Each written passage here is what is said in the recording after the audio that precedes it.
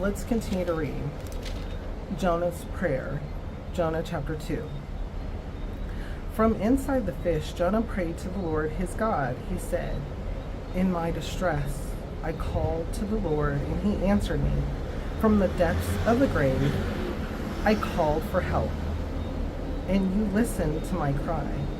You hurled me into the deep, into the very heart of the seas, and the currents swirled about me. All your waves and breakers swept over me. I said, I have been banished from your sight. Yet I will look again toward your holy temple." The engulfing waters threatened me. The deep surrounded me. Seaweed was wrapped around my head. To the roots of the mountains I sank down.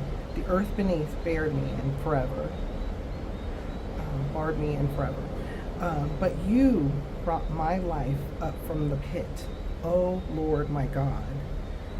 When my life was ebbing away, I remembered you, Lord, and my prayer rose to you, to your holy temple.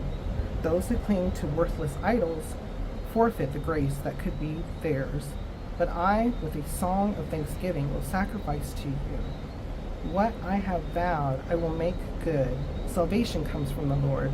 And the Lord commanded the fish, and it vomited Jonah onto dry land. Okay, so there's a lot here too, sermon upon sermon.